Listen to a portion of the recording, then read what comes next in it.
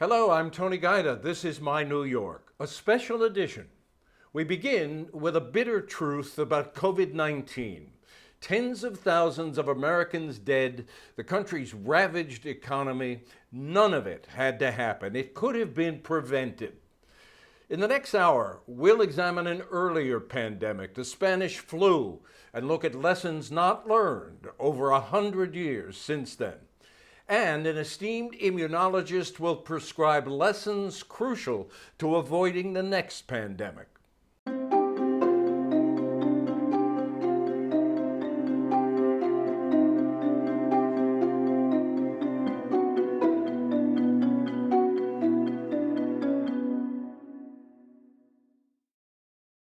The Spanish flu tore through this country beginning in 1918, killing nearly 700,000 Americans.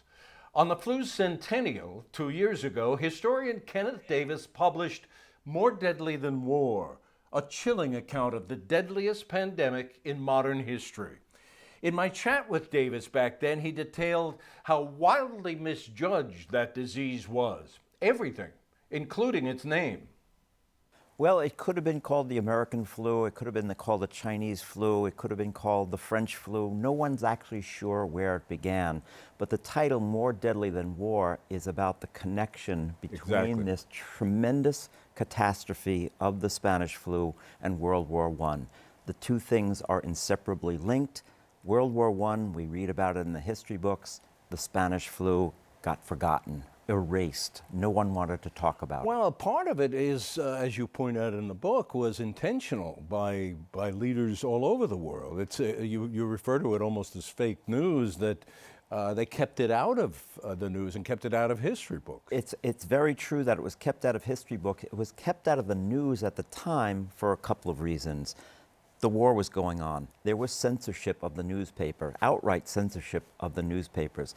Countries that were involved in the war were afraid of, one, creating panic, and two, they wanted to keep public morale high. And so to let people know that there was this deadly contagion racing around the world, racing across the United States, they thought it would really harm things. And so in many cases, they made deliberate choices that worsened the flu. The president, Wilson at the time, and the leader of the American troops in France, John Pershing, decided not to slow down the troop movements, which was helping to spread the flu. And yet, this is part of the reason. And there's another aspect of it that's really fascinating. Because we were at war with Germany, the Germans were blamed for it. That was the real fake news, that the Kaiser's U-boats were poisoning the water. It's very much equivalent to what has happened in the country today when there's a catastrophe or a disaster and we look to blame it on some foreign power or some mysterious force. Well, the fake news, as you call it, from blaming the Germans, it got to such a degree. You pointed out that a composer, Leopold Stokowski, actually called or wrote to the president to talk about that. Well, this was, we've seen this in our own time when we're having a problem with another country. We don't want anything to do with that country. They actually wanted to stop playing any music composed by Germans. Now that means no Bach, no Mozart, so these are pretty extraordinary ideas. German beers had to promote the fact that they were German names, but they were made in America. Bayer aspirin, which was a new product, a wonder drug of the 20th century, had to put out advertisements that Bayer aspirin was made in America by Americans, because it was thought even that the aspirin might be tainted by the Germans as a way of sort of chemical warfare. And of course, this is the time when chemical warfare was being used for the first time in a meaningful way with the gas attacks in the trenches of World War I. Again, you have to see what was going on in America as this flu is killing hundreds of thousands of people, was going on while hundreds of thousands of soldiers are fighting in the trenches of Belgium and France in this deadly war. Exactly, and you point out that, and why I was saying at the beginning of the program it might have been called the American flu, that an early outbreak was at a military camp in Kansas, where the soldiers were dropping like flies, but as you point out, the mobilization for war was so intense, nobody was paying attention to that. That's exactly right. The first real reported cases of what became called the Spanish flu, and we have to mention, first of all, flu has been around for a long time. It's been identified for a long time. Thousands of years ago, they described what the flu was. Hippocrates, 2,400 years correct. ago. They called it influenza of the heavens. The influence, and that's where the word influenza comes from, the influence of the skies, because it was seasonal. They thought it's just the stars in the sky are bringing this. So they didn't understand what a virus was yet. It hadn't been seen. Microscopes weren't powerful enough to see a virus, which is so small, smaller than a bacteria. So there was a great sense of mystery about what this disease was. People knew flu, they were familiar with it, it killed people. Typically, sometimes there had been bad outbreaks. Typically it kills young people, I should say very young people, children, and very old people. This flu was striking the soldiers who were in training camps. And we have to remember, 1917, we go to war, we declare war, but nobody actually goes to fight for a whole year. They set up camps around the country for training hundreds of thousands of young American soldiers. There was no standing army at the time. There was a few 100,000 soldiers in the American army. All of a sudden, we needed 1 million men to go over to Europe. So they were crowded into these camps, and very early in the history of the flu, these camps became the breeding grounds for the virus. Describe the conditions, for instance, at that Kansas base. Right. This was something that they knew was different from a usual flu because, first of all, it was striking these very young, otherwise healthy young farm boys who should have gotten over a bout of the flu in a day or two.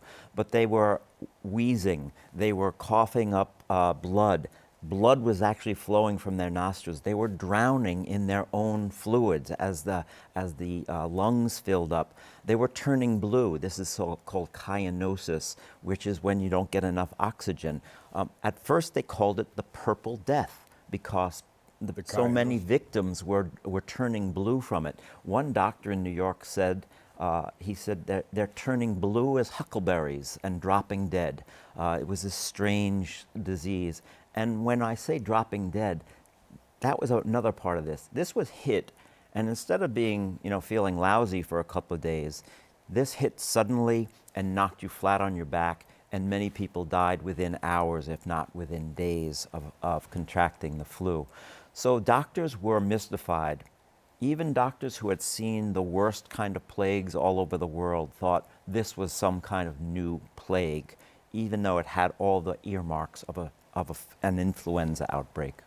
And of course, these young men from Kansas and all the other bases in the United States pretty soon got on transport ships and went to war and brought the flu with them. That's right. They were carrying their rifles in their rucksacks, but they were also carrying this virus. Many men who got onto those troop transports that were going from places like Boston or Philadelphia or down in Georgia and heading off to the port of Brest in France, which is where most of the Americans disembarked, they were carrying the virus. A lot of the men were sick on the way over. And very soon after they landed, there's no coincidence, this spreads through France into Spain. And Spain, of course, gets the blame for it, but it didn't start there. And even into Italy, and then Germany to the other side of the lines where the fighting was going on. In fact, there was a moment when the Germans were trying to push through, a last big push, right about 100 years ago in April and March of 1918. And so many German soldiers were sick that the offensive was called off. The German commander said, "Too many of my men are sick with what he called the Flanders flu," Flanders being one of the great battlefields of World War I. So there's even this sense that the flu had an impact on the actual war itself. So when I call it more deadly than war, that's what I'm talking about, this tremendous link between what was going on with people getting sick and what was going on on the battlefield. talking with historian Ken Davis about his book, More Deadly Than War. Let's go over some of those statistics. I mean, it's just, even today, mind-boggling, maybe even more so today. Killed more Americans than World War I, World War II, Korea, and Vietnam, than those wars killed. All combined. put together. Combined. That's correct. And this is why, again, why I call it more deadly than war. We tend to teach history about wars and generals and decisions that are made on the battlefield and peace treaties. But throughout history, diseases, parasites, invisible things that we can't see have been far more deadly than war, and this was the case here. 675,000 Americans is now the estimate that died, and we're talking about in the space of about a year, maybe a little more than a year's time. That's an extraordinary number. If we multiplied that by the current population, we'd be talking about somewhere between 1.5 and 2 million people dying of the flu in about a year's time. Now, in a bad flu season, about 50,000 people a year die of the flu. So just imagine 2 million people dying from the flu, most of them young people who should have survived. Why was it so lethal to young people? The predominant theory is that healthy young people had really powerful, strong immune systems. And this flu, this virus, was so virulent that the immune system attacked it so powerfully. And one of the ways the immune system attacks a virus is to send fluids into the lung to try and clear it out. Those fluids ended up literally drowning the victims in their own mucus. It's, you know, I hope we're not on breakfast time or dinner time here, but it's inconceivable to us. You know, we get the flu, we get knocked back on our backs. There's no cure, obviously, for the flu, but we can take stuff to make us feel better. Of course, in 1918, there were very, very few remedies. So this idea that it was killing young people in such vast numbers and so suddenly was one of the reasons it was such a feared and awesome catastrophe. You quote the well-known science writer Gina Kolata, who writes for the Times. She wrote a book about this in 1999. We probably should know more about it than we do. And you quote her on the devastating effects. She says in that book, each military installation struck, each town, each city, and remote village had its own monstrous tale of death, helplessness, and social collapse. It was near social collapse. When we think about things like The Walking Dead, we were living through it in a sense on a much smaller scale. Cities like Philadelphia, Boston were hit particularly hard. They shut down all the schools, all the churches, all the bars, all the hotels, almost economically destroying the city because of the flu. New York City had a different response. I want to go into the effects with New York City in a minute, but I'd like to put a bow on the idea of what the scientists knew at the time. You said that they thought this might be a plague. They didn't know what else to attribute it to, because in 1918, medical science didn't know what a virus was. That's correct. And so given what they thought they knew or were guessing, how did they try to treat it? Well, at that time, by that time in medical history, bacteria were understood. They had been seen. Traditional microscopes were strong enough to see a bacteria, but not a virus. And quite a few bacterial problems had been solved. Even things like smallpox and syphilis had been addressed in some ways by chemical compounds, so-called magic bullets. But there was no magic bullet for this virus because they didn't know what it was. At first, they tried to treat it as if it was a bacteria, but it wasn't. So the treatments were largely ineffective. Again, remember, we're at a time when there's about all a doctor's kit had would be some aspirin, and it was becoming increasingly difficult to get aspirin because The war was going on. Right. The supplies were going there. And as I mentioned earlier, Bayer was suspicious because it was a German company. So you have a lot of combination of effects. People would use a lot of home remedies that were particularly ineffective. The most common preventative idea, and it was used throughout the country, was to wear a flu mask, a gauze mask. Which they were did nothing. ineffective, largely ineffective because people didn't know how to use them properly, or they would take them off sometimes and put them, or they got flu infected and you would touch them and then you would touch your mouth, and so the masks did very little. But there are photographs, and there are some included in the book, of baseball games where the batter, the catcher, and the umpire are sitting there, and they all have masks on. Yeah. And all the people in the stands behind them have flu masks on. Think of going to a stadium and seeing everyone sitting in the stadium with a flu mask on. We see people with a flu mask now walking around New York, or a surgical mask, and it's still something of an oddity. Then it was required. You couldn't get on a streetcar in some places unless you had your flu mask on. So this was something that affected every city in the country, every small town in the country. It went into the Native American reservations. It devastated the Native Alaskan population, which had no previous experience with a virus of this type and was really hit hard. Devastating numbers. 80–90% of the people who got sick died. New York City, you go through several of the consequences here in New York City. More than 30,000 New Yorkers died, leaving 21,000 children orphaned. That's one of the real stories of this story, is how many children were orphaned around the country. There were towns where hundreds of kids became orphans or lost a parent. In those days, it was curious. I came across one instance where fathers were not really thought to be appropriate to take care of some small children in some places. That was the thinking at the time. And so they would be farmed out to another relative where there was a mother as well as a father. That was just the thinking of the time 100 years ago. So in New York, the response was interesting because they started.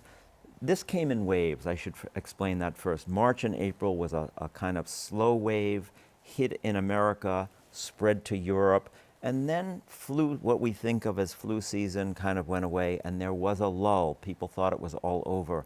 But late summer, early fall of 1918, it came back with a real vengeance. In New York. Apropos of that, you quote a New York Times headline from September 13th of 1918. This was the Times headline, going to what Ken is saying about the episodic nature of this. Times headline in September of 1918 says, quote, "New York in no danger of Spanish grip." Grip was another word for the flu, a very commonly used word for the flu. But yes, the health commissioner at the time kind of laughingly said, "Oh well, it's going around, but it shouldn't be too bad. A fellow should just kiss a girl through a handkerchief if he wants." That was one of the headlines, the sub-headlines from the time. So this kind of it's not so bad, but very, very quickly, because New York was obviously a port city, a lot of sailors again coming in and out of New York, a lot of defense contractors, supplies moving back and forth between Europe and New York, and of course the crowded conditions in the tenements at that time.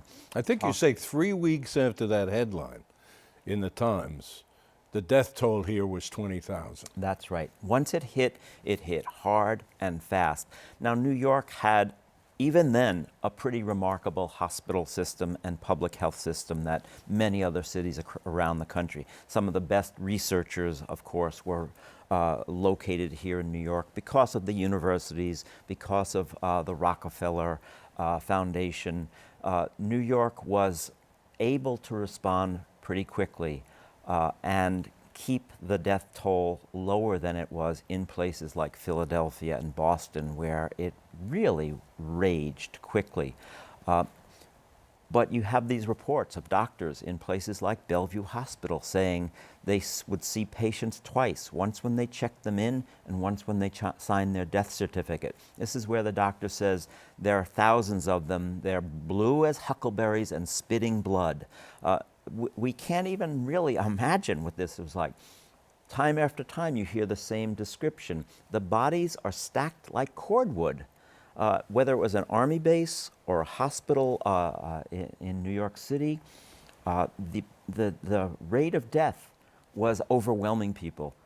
In Philadelphia, for instance, they couldn't keep up with the dead. The funeral homes, the funeral parlors, the grave diggers couldn't keep up. People had to start digging their own graves. There were even cases of digging mass graves in Philadelphia and just filling them in. So it's difficult for us today to think back because we're so good at separating ourselves from death and keeping it, and we have so many precautions in place. Thinking back to 100 years ago, it's not that long ago, obviously, in our lifetimes, when this swept across the country like a raging fire. Well, you mentioned New York City's perhaps more sophisticated medical establishment system here, and of course New York had experience with a crisis. There was a lady named Mary that that's right that caused a havoc. That's right. New York was familiar, and because the many of the best researchers were based here, they understood what havoc could be created. You're referring, of course, to Typhoid Mary, an Irish immigrant woman who was serving as a cook in New York City. Several people that she worked for got deathly ill from typhoid, which was a major killer of that time. They understood, of course, that typhoid by that time, was a bacteria that was in the water, usually from poor sanitation, not Yes. washing hands after using the toilet. And Tony, we have to say it, because this is one of the lessons of the Spanish flu, and the CDC says it right up there. Hand washing, hand washing, hand washing, hand washing. Your kids, yourself. I mean, I'm not germ phobic, but I'm certainly much more cautious about washing hands, being in public places, and touching doorknobs. This is the way that the flu was spread. You don't get it from wet hair or, going out and getting a chill. You get the virus from touching the virus and introducing it into your body. The question I have to ask is, could this happen again? We are so much better prepared, better educated, better informed, more knowledgeable about viruses and contagions and infections than we were 100 years ago. Remember, 1918, there is a public health service. It was the public health service who greeted immigrants coming to Ellis Island, and they would give them their health check.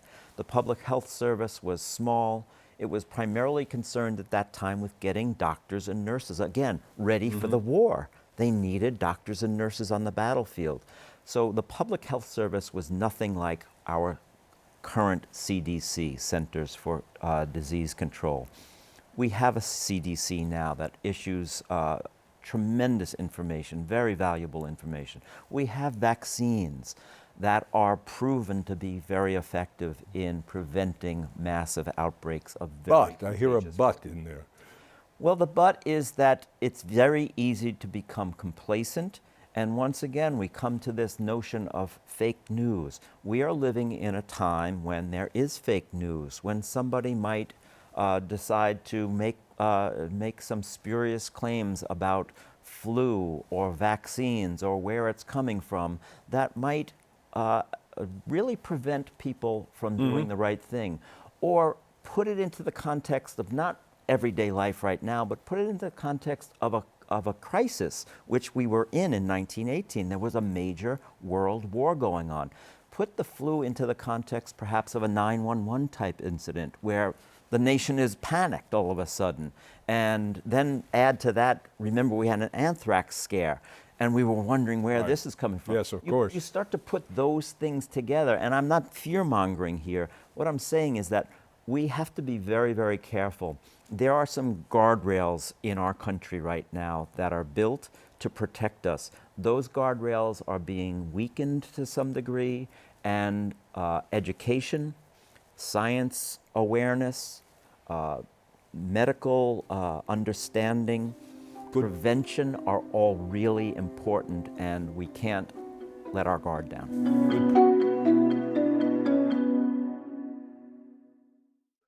Welcome back, Ken Davis. It did happen again. And in our chat 2 years ago, you mentioned guardrails in this country that you thought were being weakened. What did you mean? When I talked about guardrails, what I was talking about was the international cooperation that had been established not only just in 100 years, but certainly in the last 2 decades.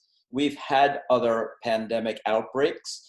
They haven't been obviously as big and as extensive as this pandemic, but there was a great deal of international cooperation. We know now about certain offices within the federal government that have either been shut down or closed off. The lack of cooperation with some other foreign governments, with other international organizations, have certainly hurt our ability to respond to this pandemic. People have said, who could have predicted this? Well, it's been predicted for at least 15 years. It was predicted in the Bush administration. It was predicted during the Obama administration. It's one of the reasons that there was a pandemic office set up within the White House as part of the National Security Council. That office, for reasons still unclear, was dismantled. We are paying the price right now for the anti-science approach of this administration. You're not saying that had this administration been more friendly and open to science, that we would have avoided this pandemic, are you? Well, I think that a lot of people are arguing right now that the course of this pandemic in this country was dictated by the inability of the federal government to respond appropriately early enough.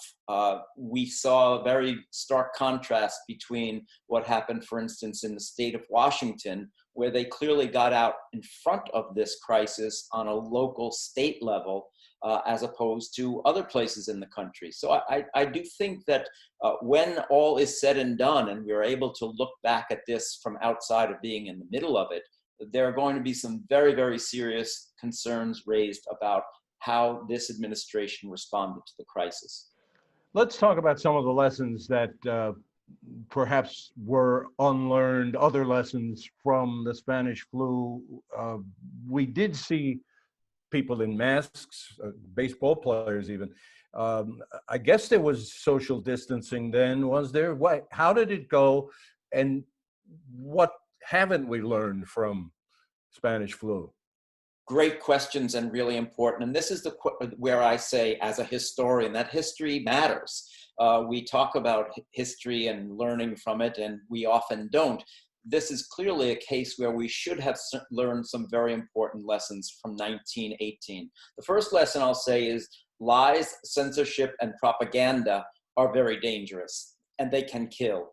We saw that for sure in 1918, where people were not told the truth about the fact that there was an epidemic going on, that there was censorship of the newspapers at the time. There was propaganda blaming Germany for the flu. And now we're blaming China. Exactly.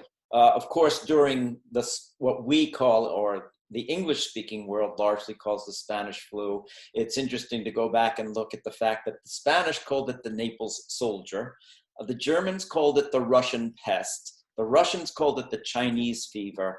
So that inclination to blame somebody else for a disease that's ravaging your own country is a very understandable one. It goes back in ancient times, when ancient Athens had a plague and they blamed it on Sparta because they were at war with Sparta. Certainly the Chinese government was not forthcoming about many of the details of what was happening. Then we had a case where we had people saying this is no different from the flu, the regular flu. Same thing was said back in 1918. In 1918, warnings by scientists were ignored, specifically a place like Philadelphia, which had a big parade in 1918, September 1918, to sell war bonds, Liberty bonds they were called.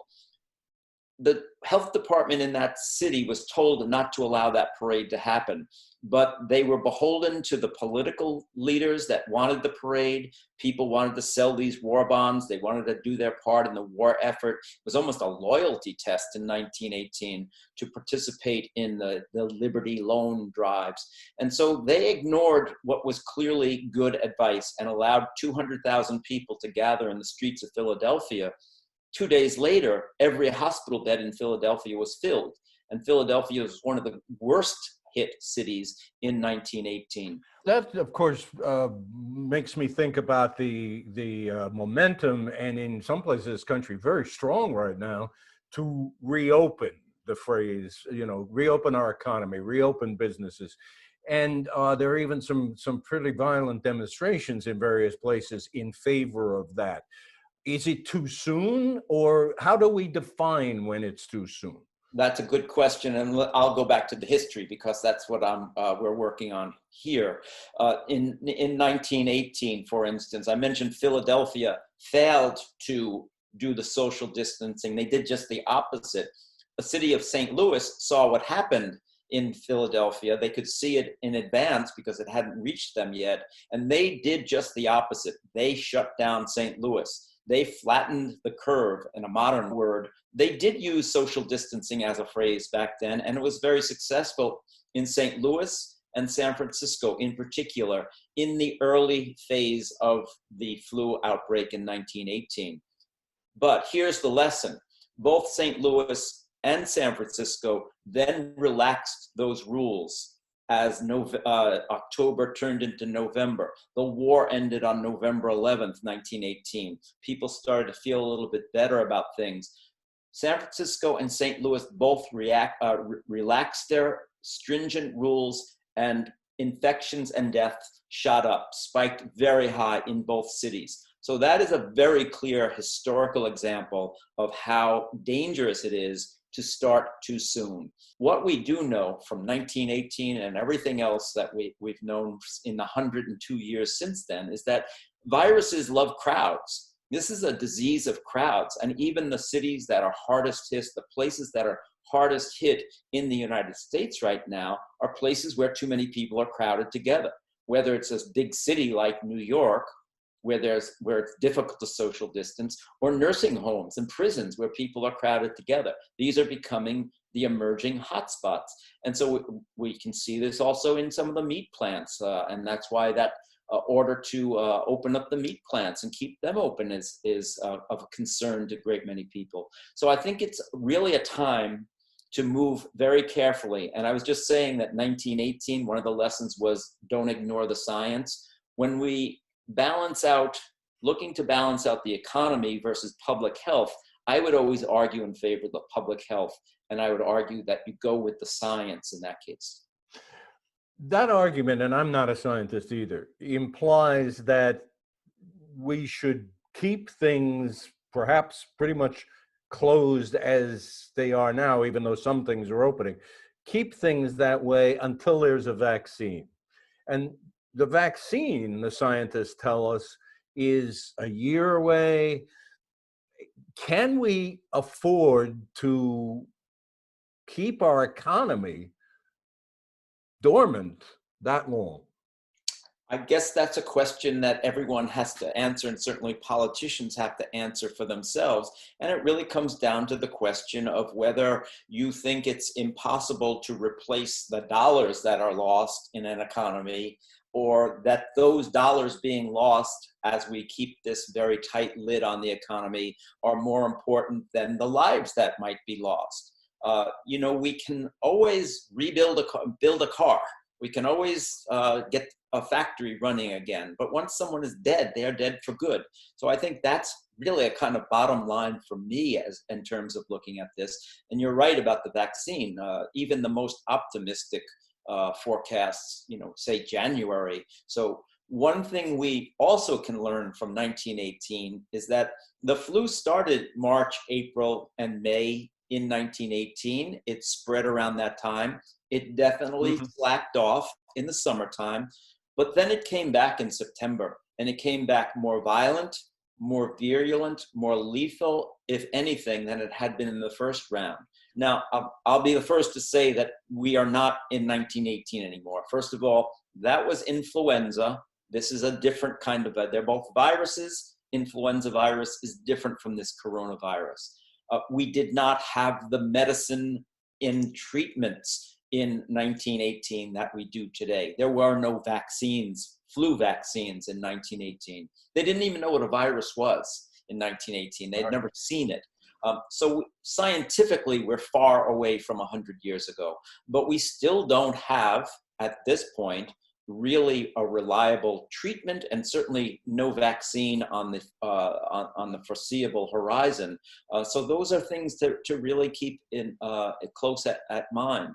One other thing that we're seeing now with this pandemic is authoritarian figures, leaders, Hungary comes to mind, but there are other countries, are using it, the pandemic, to gather more power for themselves and to even suspend civil rights in their countries. Troubling, very troubling. It is troubling, and you mentioned Hungary. The prime minister there was actually given almost dictatorial powers, the power to rule by decree. In Brazil, the president there, Bolsonaro, recently fired one of his health ministers because he was trying to close down the economy the way medical people here in the United States believe we should. So it's clearly been used by politicians. The president in the Philippines, Duterte, has used it to censor some of the news media there. Yeah. So any dictator throughout history, and I actually have a book coming out next fall about dictators, any dictator in history has often used a crisis, sometimes real, sometimes artificial crises, to accumulate power. The best two examples, of course, are Mussolini in Italy and Hitler in Germany. They were both elected, put in charge democratically. They had constitutions in those countries. They didn't march into their capitals at the front of an army. They were named the prime minister or the chancellor, and they quickly used emergency powers to eradicate constitutional rights. I wish that I didn't have to talk about a pandemic 100 years ago while we were in the middle of one, but here we are. Stay well, Ken. Thank you, Tony.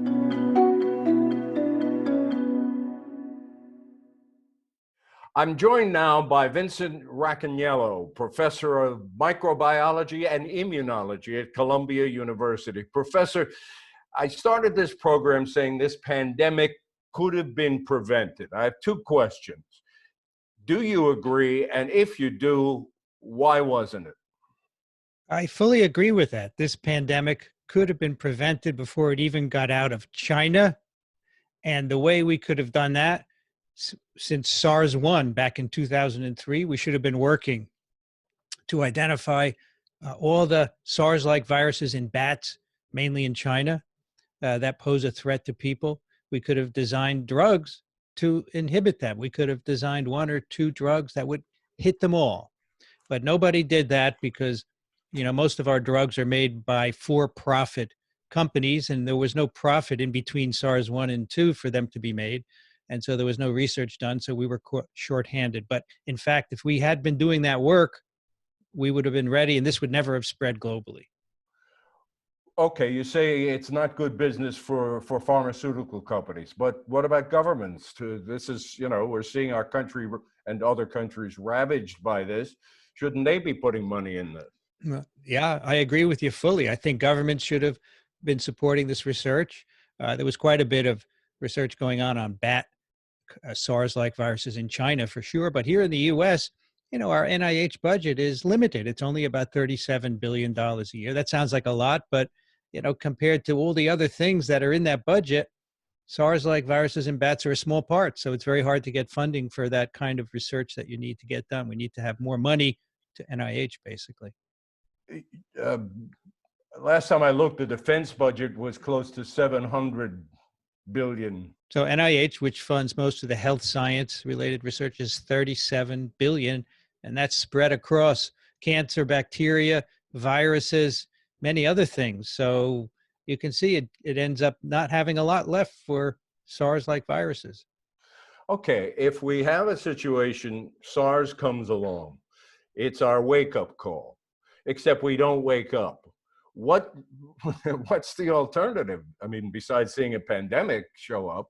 Companies are not going to step up. The funny thing is they're stepping up now because they see the profit, but as soon as the virus goes away, they'll step back. Companies are not going to change their model because they are for profit. Governments don't have limitless money for research, although I would argue they have to put more in, at least in the US, than 37 billion to the NIH. It's paltry. It should be at least 100 billion. After all, this saves lives and it drives innovation. But what I see coming up are new models for developing drugs and vaccines that are threats, but that are not invested in by companies. And that's nonprofits. And there are two of them that have come up in the last year or so. One is called CEPI. The other is called READY. And CEPI is making vaccines. They raise money and they fund the development of vaccines that no company will touch, but which are clearly needed. And READY, same model, raising money to make antiviral drugs that no company will touch. And both will partner with companies and governments when they have something that can move forward, say, into people. And so the idea will be these companies will fund all the development. All the risk will be in their hands because they're using donated money. Then they will have drugs and vaccines ready to test when there's a pandemic. I'm hoping going forward, that's the model that'll save lives. Where are they getting their money? Donors. I know there are a lot of very wealthy people in the world, particularly the Gates Foundation and individuals like that who are willing to donate money for health. And so CEPI, for example, has raised over $4 billion from donors like that just to put into the research on their vaccines. They are doing what should have been done in the interim from SARS-1. They have people who have decided that it's crazy to not be ready for pandemics. With the science and technology we have, there's no reason why this virus should have caught us unawares. And these organizations, CEPI and READY, they realize that now, and they're moving forward. And I think we should thank them, and hopefully others will step in as well to do this. I wondered, Professor, is there a danger here for our audience of making this sound too simple? We spend the money. If we spend enough money, we're going to have the drugs or the vaccines we need to prevent a pandemic. But there's a staggering amount of trial and error in this field. I mean, there's no guarantee if we spend the 100 billion or more that we're going to get where we want to go, is there? Well, I think the work is not something that would happen overnight because it involves wildlife sampling, going out, collecting specimens from bats and mice. It's not easy to do. It's arduous. And then bringing those back to the lab, seeing what's there, and then deciding what kind of drugs you're going to make. It's a long process for sure, and time-consuming, reagent-consuming.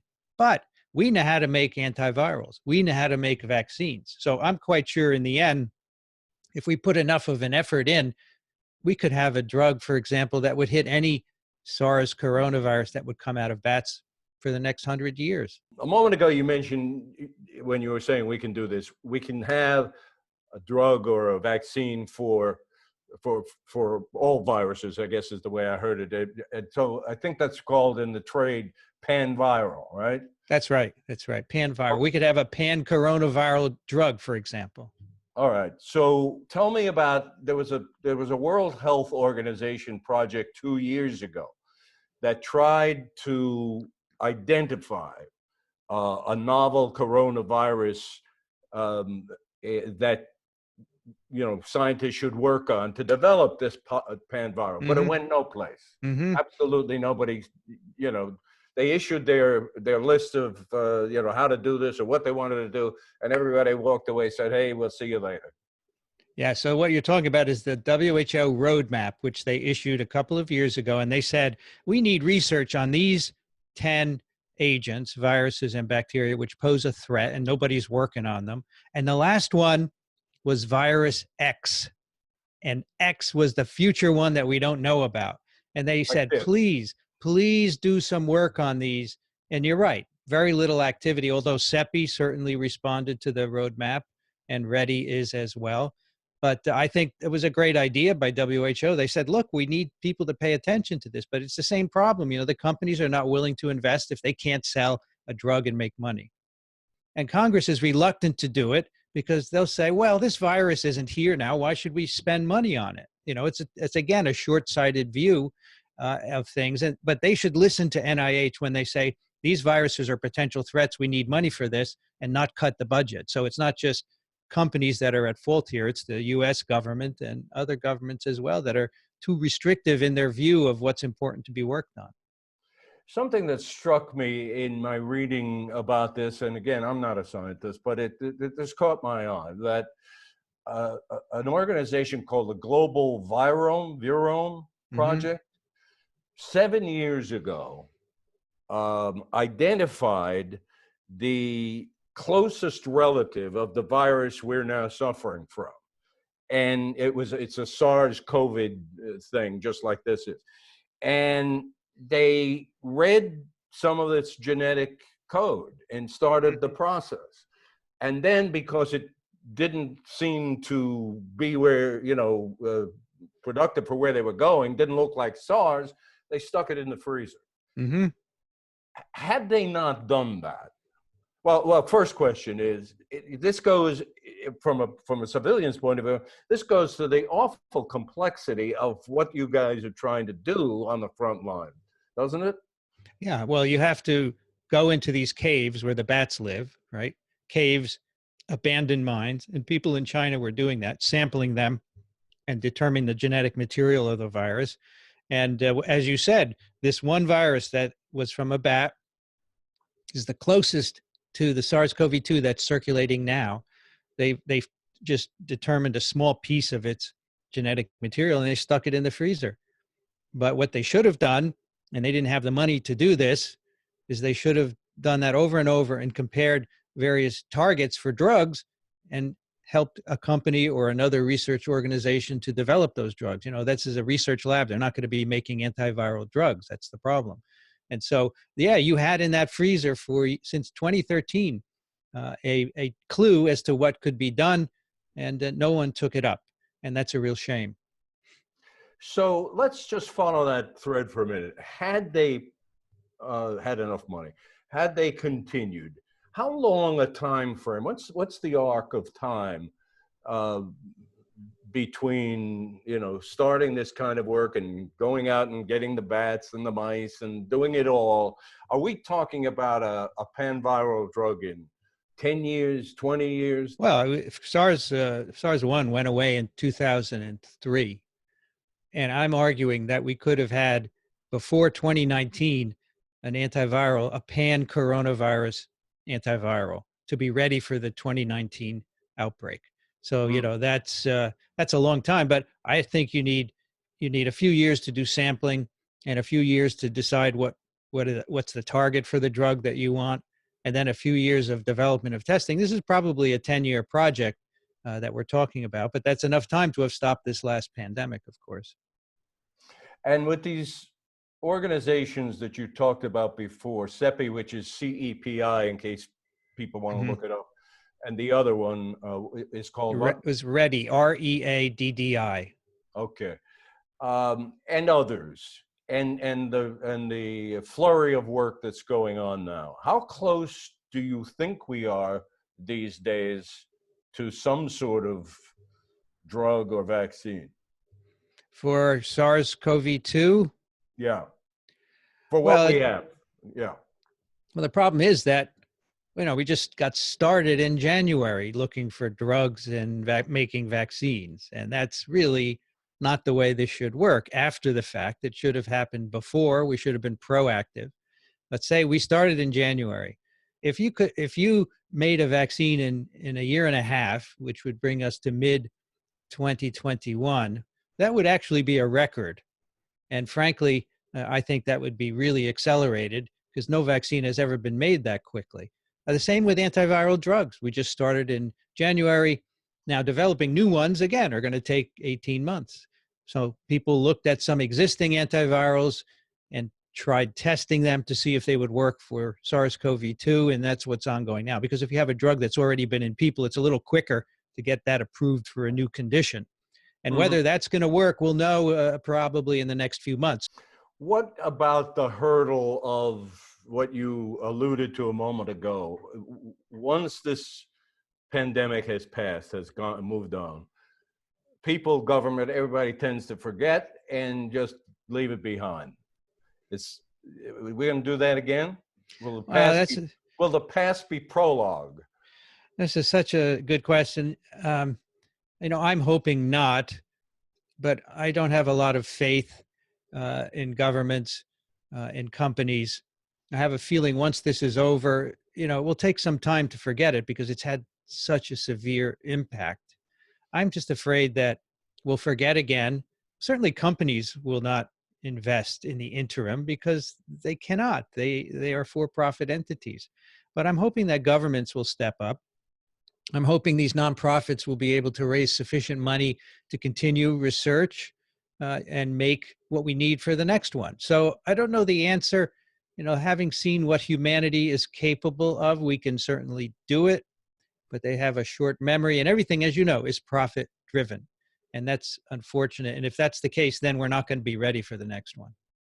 And there will be another pandemic at some point. There's no doubt about that, is there? No doubt. No, there are viruses everywhere, and human population grows every day. There will be more pandemics for sure. I can guarantee you that.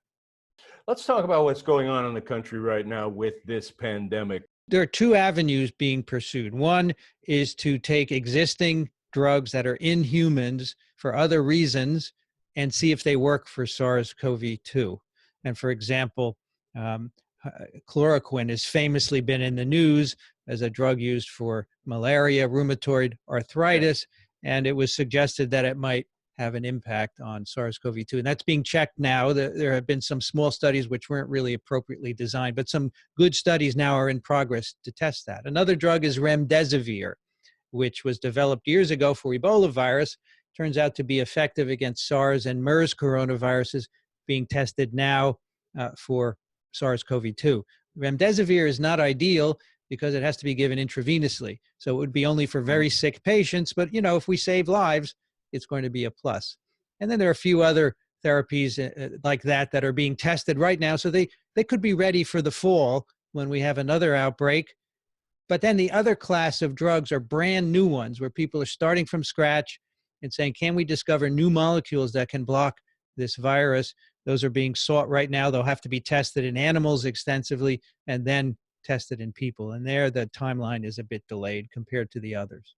The anticipation is, yes, in the fall, October, November, when the virus returns in larger numbers, those drugs could be used to impact the epidemic. But it depends on them working, of course, and we're not sure yet if they're going to work. What do you make of all this yen and the drive toward reopening the country? Well, I think it's quite natural to want to return to life as before. We are humans, and that's what we are used to. There's a cost. On the one hand, you prevent many infections by sheltering, but on the other hand, it's an impact on people to remove them from their normal lives, to have them stay homes. It has psychological effects. It has many, many other societal effects that you have to balance with the virus circulating. And so I fully understand that we have to gradually go back to work because, right now the number of infections every day is dropping. And so it makes sense to gradually go back and see if we do that and take the proper precautions, what will happen? Can we escape another round of infection now? It's an experiment, but it has to be done. We can't stay indoors for another year. I think the vaccines will be ready perhaps next summer for that fall season of 2021. We can't stay indoors until then. Everything would be totally destroyed. So we have to figure out a way to gradually go back. And I want to remind you that South Korea never really shut down its entire economy. It took specific measures, and it closed schools, for example. It did extensive testing, and they were able to limit the outbreak. And so I think going back here in the US, we should follow their model. Keep schools closed until the fall and do extensive testing, which we're still not doing. Test, find out where the virus is, quarantine those people and stop its spread. It would work if we only had a unified testing regime, and we don't. Let me ask you about government seems to want to blame this on China, blame it on immigrants. We're shutting the doors to immigrants. What value is that? There's no value in blaming, but that's what people like to do when they don't understand something. And I think, unfortunately, if we move away from Dr. Fauci and his colleagues, others in this government do not understand this virus and what it's doing. And I think in that case, they want to blame someone. And of course, as you know, there are political aspects of it as well. It does absolutely nothing. What we need to do now is react to the pandemic. We're so late in getting started. We only shut down a short while ago. We ignored it back in January when it first came to the country. And instead of blaming, we should have taken care of it then. All right, now we have acted too late, but we have certainly flattened the curve. We want to go back to work, so let's do it properly. Let's have some federal guidance on extensive testing and so forth to get back to work, but we're not even having that. That's what we need. Blaming is totally useless. The virus could care less about blame. The virus doesn't care about anything. It has no cares. It has no feelings. It's just finding a new host, and that's what we have to stop. I read what I consider a lovely line from a researcher in this field who said, if this pandemic were a baseball game, we're in the second inning. That's an interesting analogy. So that's pretty early in a baseball game, unless it's rained out, right? Yeah. It is. What do you think? Yeah, I think that's accurate because, only a fraction of the world's population has been infected. We're getting near 4 million people. That's nothing for numbers of infections. So there are lots of people out there who could still be infected. The virus is around. It's not disappearing, folks. The virus is still around. It's in people who are infected and you don't even know it because they're not getting sick. 80% of infections with this virus are mild. You barely know you're infected. So it's spreading silently. The virus is always there. We have to be very careful not to let it get into these large groups of uninfected people. So yeah, second inning makes sense in terms of how many people have been infected in the world. This eventually will infect most people globally until we get a vaccine. And so we are early on. We're lucky so far, actually, that we've limited the number of infections. And we have to be careful going back that we don't allow many more to happen.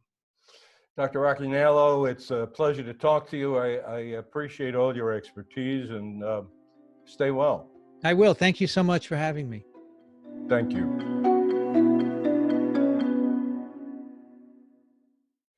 Early innings against the virus or not, we should ask ourselves, are we playing to win? Not just this battle, but the ones to come.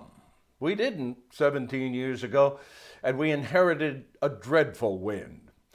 All the tools to fight the next pandemic are in our hands, but will governments use them? Recent evidence from Washington, Beijing, Moscow, London, and elsewhere is not encouraging. Not when politics overrides science and propaganda tramples truth.